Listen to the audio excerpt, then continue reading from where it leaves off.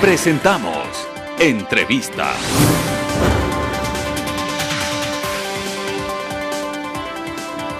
Siete de la mañana, 36 minutos. Saludamos a Felipe Rivadeneira, presidente de FedExport. ¿Cómo le va? Buenos días. Buenos días, un gusto estar acá. Un saludo a su distinguida audiencia. Gracias por aceptar la invitación. ¿Cómo está FedExport frente a la situación del COVID-19? Bueno, la verdad que tenemos no muy buenas noticias, no son tan alentadoras las cifras que ya arrojó el Banco Central con cierre al mes de abril, porque obviamente la Federación siempre, cuando emite un boletín estadístico o emite información, pues siempre nos basamos en información oficial. Lamentablemente tenemos que informar a la ciudadanía que hemos tenido una caída de alrededor del 9% en las exportaciones en total en el mes de abril, lo cual ha representado una disminución de alrededor de $100 millones comparados con el mes de abril del 2019, ¿no? Lamentablemente 23 de los 27 sectores de exportación han caído en el mes de abril, lo cual nos hace ver que ese camino que teníamos de crecimiento sostenido, o una esperanza de un crecimiento histórico que íbamos a tener entre enero y febrero de este año, obviamente producto de la pandemia, todo ha cambiado, todo se ha desfigurado, y esperar que en el 2019, más bien dicho, que en el 2020 sostengamos las exportaciones del 2019, creo que sería considerado un éxito para el sector exportador. Si las cifras reflejan que en abril ha caído el 9%, mayo va a ser una cuestión muy similar y junio ni se diga. Felipe, entonces, ¿qué hacemos? A ver, sí, estamos muy preocupados. Consideramos que a pesar de haber sido un sector priorizado dentro de la pandemia, no estuvimos ajenos de todos los problemas, ¿no? Es decir, hubo mucho ausentismo en el sentido de que la gente no iba a trabajar por el miedo natural de lo que produce la pandemia, ¿no? Algo nunca antes visto por nuestras generaciones, y obviamente los problemas logísticos, los municipios actuaban a su forma, etcétera, ¿no? Mercados cerrados y demás. Y yo creo que tenemos que trabajar en tres frentes fundamentales. El primero, tenemos que reforzar la idea de cuidar al sector exportador. El sector exportador por el momento se convierte, inclusive más que antes, en una fuente principal de dólares para sostener el sistema dolarizado. Entonces, todas las políticas que genera el gobierno tienen que ser orientadas a cuidar, a proteger al sector exportador. ¿A qué me refiero con esto? Uno, primero cumplir el principal objetivo de no exportar impuestos, es decir, de inyectar de competitividad al sector exportador, no presionar la liquidez que ya en sí está ahogando al sector. Segundo, yo creo que tiene que cumplir el Estado con la obligación de emitir el reglamento a la ley de simplificación tributaria que se emitió en diciembre de este año. Imagínense, hemos pasado 6 meses y hasta el momento no tenemos el reglamento de la ley en cual se creaba el famoso mecanismo de devolución condicionada de impuestos del famoso drawback, y no se ha emitido el reglamento en 6 meses.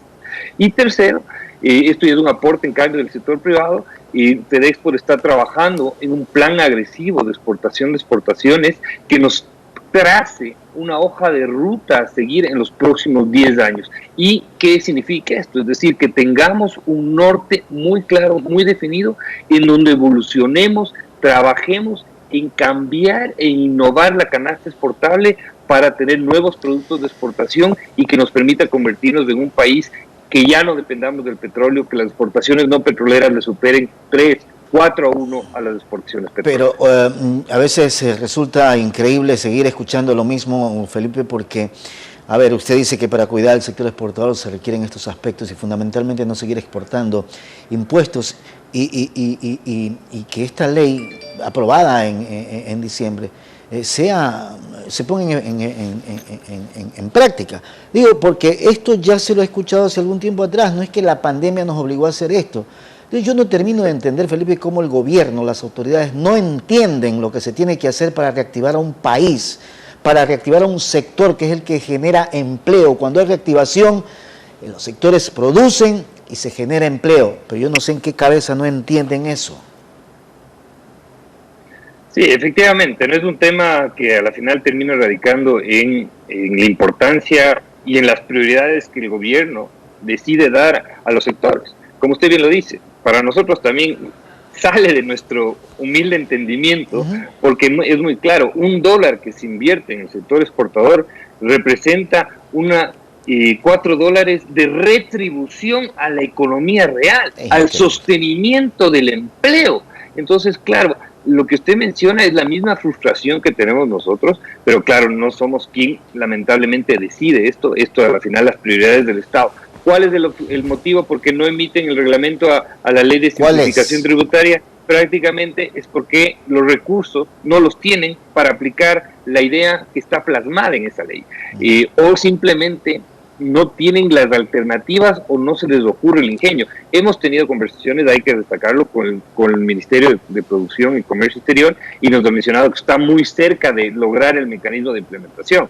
Pero eso vamos escuchándolo desde enero, como se viene, inclusive antes de la pandemia, ¿no? Eso es pura palabrería. Yo siempre también, y le digo esto, Felipe, porque he conversado con muchos otros sectores y relacionados con el tema, con la actividad productiva del país, y sigo escuchando lo mismo. Y entonces, yo no sé cómo ustedes soportan tanta situación de palabrería y no pueden y no exigir más la práctica para poder desarrollar este país.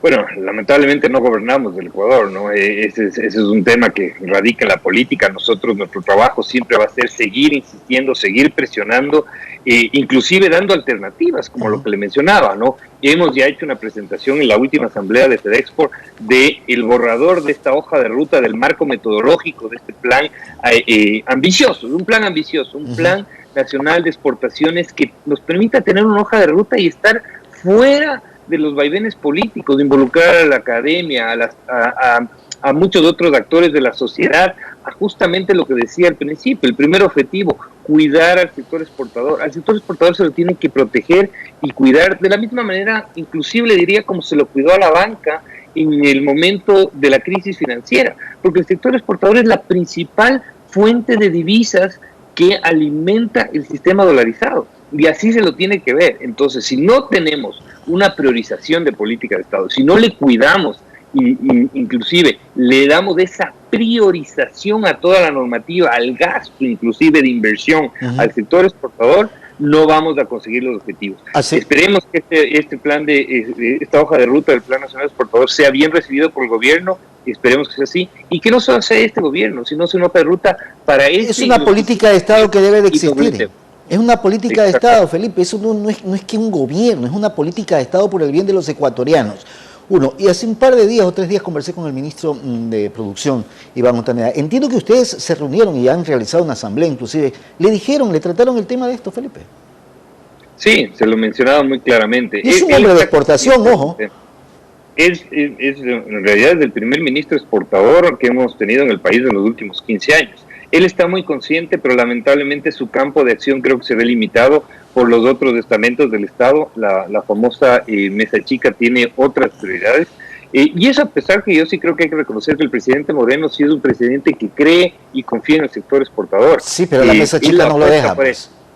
Exactamente, ¿no? La priorización, lamentablemente, yo creo que este gobierno ahí tiene que dejar sembradas las bases porque ya no tiene el tiempo, pero como usted bien lo dice y que la ciudadanía lo entienda, el futuro del país es la agroexportación, es las exportaciones no tradicionales. Tenemos que ser como Perú. En Perú hace 10 años no sembraban un árbol de aguacate. Así es. Ahora son el segundo exportador de aguacate a nivel mundial. Y por ahí anda el banano también.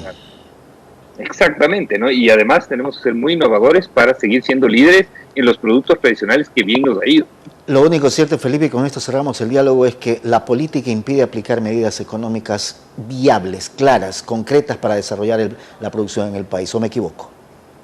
Sí, totalmente, ¿no? Por eso yo creo que este plan, el rato que una vez que lo logremos de implementar, que nos demorará 1 año, año y medio, 2 años, pero que de alguna vez sea ya captado, aceptado, digerido, validado, consensuado con la sociedad, y que la sociedad lo maneje y lo plasme como política de Estado, que sea blindado de cualquier gobierno, eso nos dará llegar a un futuro próspero para el país.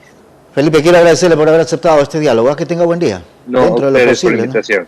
¿no? Gracias, Felipe Rivadeneira, presidente de FedExport.